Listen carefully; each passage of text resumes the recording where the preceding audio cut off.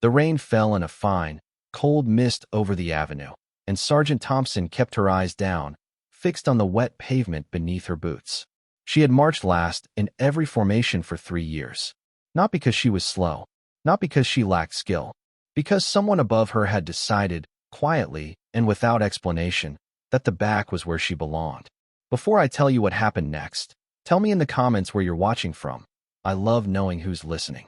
She had joined the honor guard with a fire in her chest, certain that discipline and precision would speak louder than whispers. But whispers, she learned, do not fade. They follow.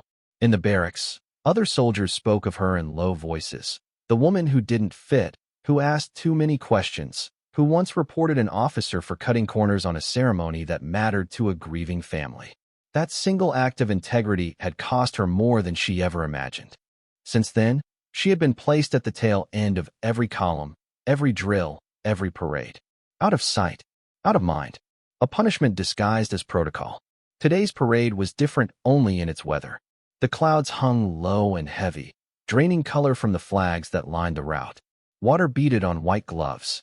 Boots struck the ground in perfect unison, a sound like a single giant heartbeat echoing down the boulevard. Thousands of spectators pressed against the barricades, their breath visible in the damp air, their eyes following the long ribbon of dress blues and gold buttons marching past the reviewing stand. She kept her chin level, her shoulders squared, doing what she always did, burying the hurt beneath perfect posture. It was easier that way. Easier to let her hands stay steady in white gloves than to let anyone see what 3 years of quiet exile had done to her spirit. She told herself this parade was like any other. She told herself she would go home afterward, hang her uniform, and try again tomorrow. She thought no one on that platform would ever notice her. She was wrong. From the reviewing stand, beneath a canopy snapping gently in the wind, the president turned his head.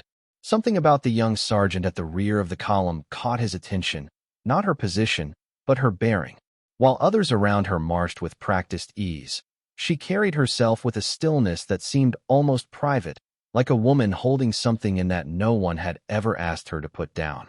He leaned toward an aide beside him and asked a single question, low enough that the rain nearly swallowed it.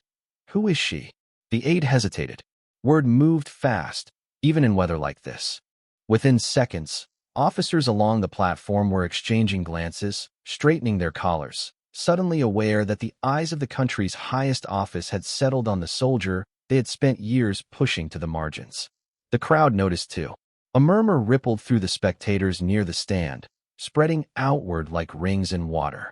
People strained to see who the president was watching so intently. Cameras that had been trained on the front of the formation slowly began drifting backward, searching for the woman at the rear. Thompson felt it before she understood it. A shift in the air, a change in the rhythm of the crowd's attention. Her heart pounded beneath her jacket, but her feet did not falter. Left, right, left. She had trained herself never to break stride, no matter what storm gathered around her. Here was the moment that mattered most, the one that would decide everything. Would the officers who buried her talent finally be forced to answer for it? Would her years of silent endurance finally mean something? Or would this be one more moment swallowed by protocol, forgotten by morning? The tension stretched taut across the wet avenue, thick as the rain itself. Then it happened. As the column reached the base of the platform, the president raised his hand, not in a wave, but in a deliberate gesture toward an aide, instructing him to bring her forward once the formation concluded. It was a small motion, barely visible to most of the crowd, but to the officers who had orchestrated her quiet punishment, it was seismic. Their faces, when the cameras later caught them, told the whole story.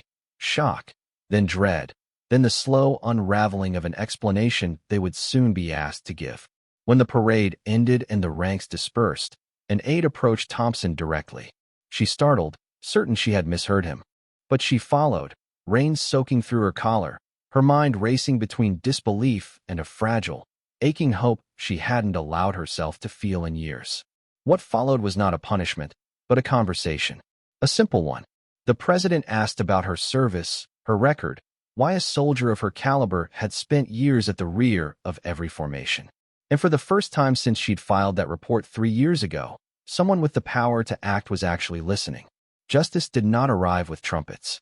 It arrived quietly, in a single question asked in the rain, a question that unraveled years of silence and gave a soldier's integrity the recognition it had always deserved. Because kindness doesn't vanish. It waits, and it finds its way back. And somewhere on that gray avenue, a soldier who once marched in the shadows finally stepped, for one brief moment, into the light. If this story moved you, tell me in the comments what stayed with you most. And if you believe quiet courage deserves to be seen, subscribe, because there are more stories like hers waiting to be told.